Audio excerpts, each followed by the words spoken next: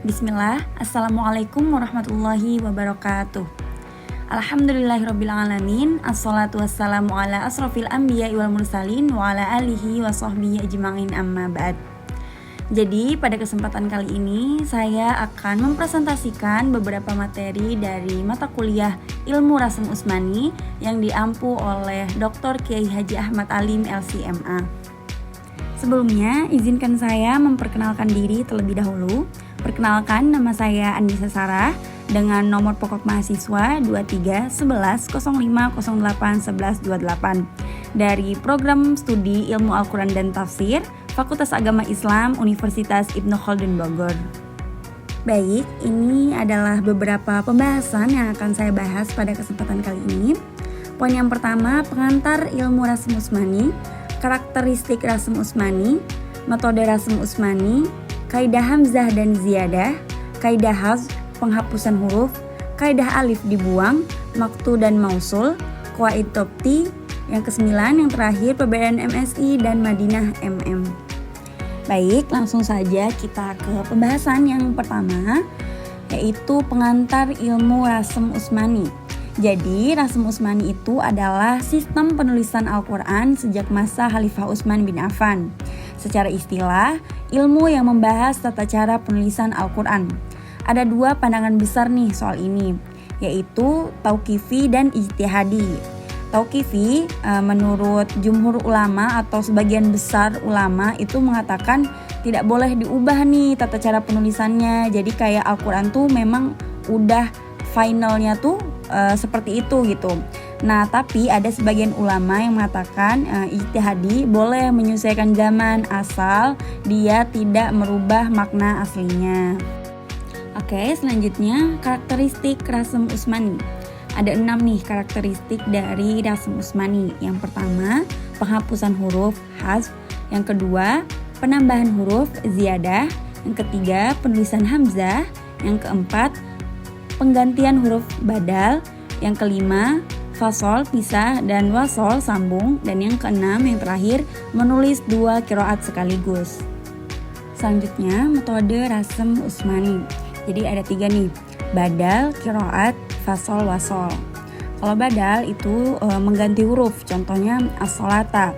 Nah, itu di layar kan ada tambahan wawnya. Nah, walaupun berbeda sedikit pada penulisannya, dia tetap tidak merubah makna. Nah, selanjutnya qiraat, menyesuaikan penulisan dengan qiraat populer. Jadi dia ini menyesuaikan aja dengan penulisan di qiraat-qiraat yang lain gitu, tapi tetap secara keseluruhan tidak merubah makna. Selanjutnya yang terakhir, fasol wasol, pisah sambung kata sesuai konteks. Jadi ada kata-kata yang disambung, ada juga yang dipisah, jadi tergantung cara bacaannya. Selanjutnya, kaidah hamzah dan ziyadah. Hamzah ditulis sesuai harokat, kasroh, doma, fathah. Jadi dia tuh berbeda-beda ya, tergantung menyesuaikan harokat yang ada di atasnya. Satunya ziyadah, penambahan huruf untuk bacaan tertentu. Jadi dia tuh menyesuaikan. Terus menulis kepala hamzah saja untuk lafaz tertentu. Nah, ini dia menulis kepalanya aja ya, jadi nggak huruf utuhnya. Selanjutnya kaidah hazf, penghapusan huruf.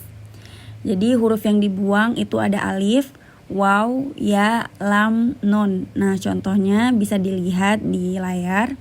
Itu kayak dini. Jadi dini. Itu yang dihapus ada huruf ya yang akhirannya. Itu tidak merubah makna ya. Jadi walaupun dihapus dia tetap tidak merubah makna. Lanjut, kaidah alif dibuang. 11 kaidah. Jadi ada 11 kaidah ya. Di antaranya itu ada yang pertama, alif di antara 2 lam. Contohnya kayak tulisan Allah. Terus isim musanna, domirna, nama non Arab, jamak salim, angka kecuali 1, bertemunya alif, hamzah wasol, setelah waw, ziyadah alif maksuroh, huruf ilah tambahan. Jadi itu adalah 11 kaidah alif yang dibuang. Selanjutnya, maktu dan mausul. Maktu, kata yang dipisah, contohnya itu anma. Jadi alif nun, ma. Ini tuh dipisah untuk menjaga agar maknanya tuh tetap sama gitu. Terus mausul, kata yang disambung, contohnya ama. Nah, ini disambung karena untuk mengikuti atau agar bisa tepat gitu makna yang akan disampaikan.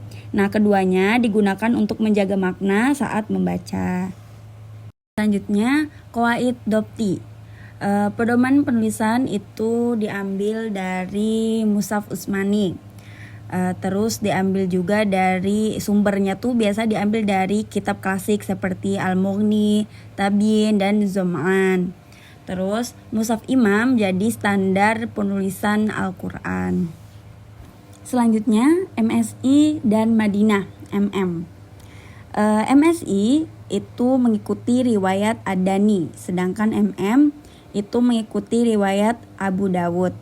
Nah, perbedaannya dalam 120 kata. Contohnya kalau di MSI dia tuh absorohum, dia panjang shotnya. Sedangkan di MM absorohum, jadi dia tidak memakai alif tambahan setelah huruf shotnya. Nah, tujuannya itu untuk memudahkan umat non-Arab membaca Al-Quran. Lanjut, yang terakhir kesimpulan. Jadi ini adalah kesimpulan dari seluruh poin-poin pembahasan yang telah saya sampaikan pada kesempatan kali ini. Kesimpulannya adalah ilmu Rasm Utsmani adalah ilmu penting yang menjaga keaslian penulisan mushaf Al-Quran sejak masa Khalifah Utsman bin Affan. Ia memiliki kaidah khusus seperti penghapusan, penambahan huruf, penulisan hamzah, serta aturan maktu dan mausul. Rasm ini menjadi standar penulisan mushaf hingga kini, termaksud dalam Mushaf Standar Indonesia MSI dan Mushaf Madinah MM. Meskipun ada perbedaan kecil, keduanya tetap bertujuan menjaga akurasi bacaan Al-Quran sesuai qiraat yang sahih. Mungkin itu saja yang bisa saya sampaikan pada kesempatan kali ini. Terima kasih banyak, mohon maaf apabila banyak kesalahan kata atau masih kurang jelas, masih terlihat abu-abu penjelasannya. Insya Allah akan diperbaiki di pertemuan-pertemuan selanjutnya. Akhirul kalam, wabillahi taufiq wal hidayah. Wassalamualaikum warahmatullahi wabarakatuh.